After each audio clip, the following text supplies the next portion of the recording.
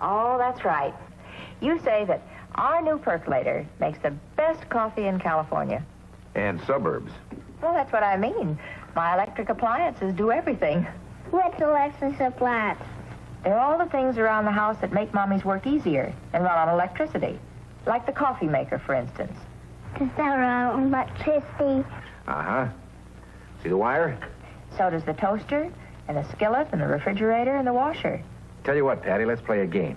Let's see how many electric appliances we can find around the house.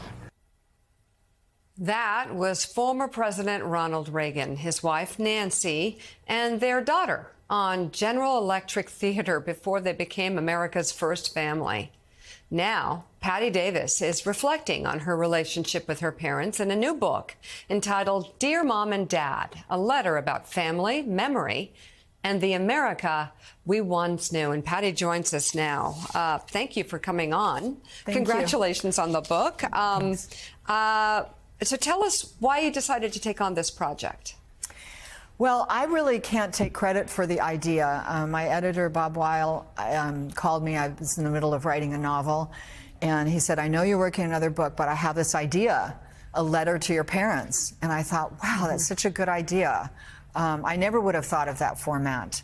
And, you know, I've actually been trying to sort of tell this story, this kind of end of the journey of working through the puzzle of my family. I've been trying to tell this story in a documentary film that I wanted to do that I was titling The Reagans Before the World Moved In. And I kept running into the same roadblock with every producer that would be, oh, yes, this is your story. You have control over it. We're going to let you tell it. And then a mile down the road, it would be like, okay, you just go sit over there, dear, and we'll take your material and, you know, we'll tell your story.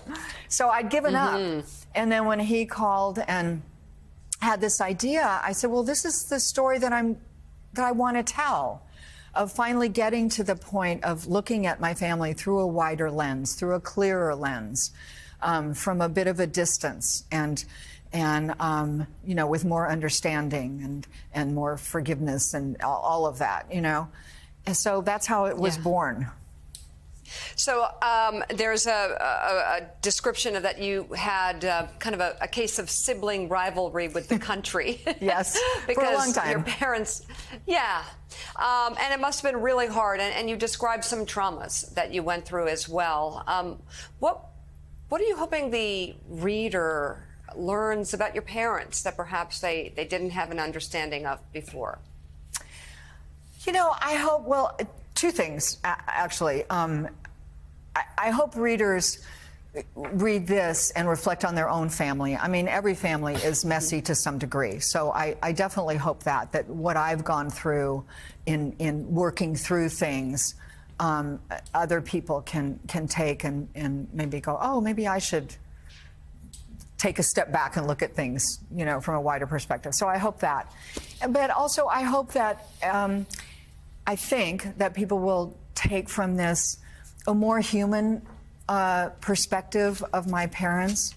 You know, when you're kids, you think that your parents were just born the second they became your parents, but they obviously had lives before that. And I think also for the public, people think that a president or a first lady or someone in the public eye, obviously he was governor before that, that's just all they are.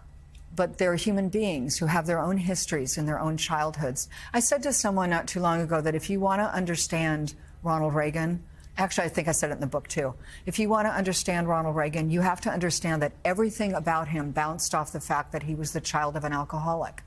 Everything. And I've read a lot about children. Go on. No, it makes a lot of sense. I'm curious just because you talk a lot about your experience and their experience in this book. I know when I came out with my first book, there was a lot about my parents in it.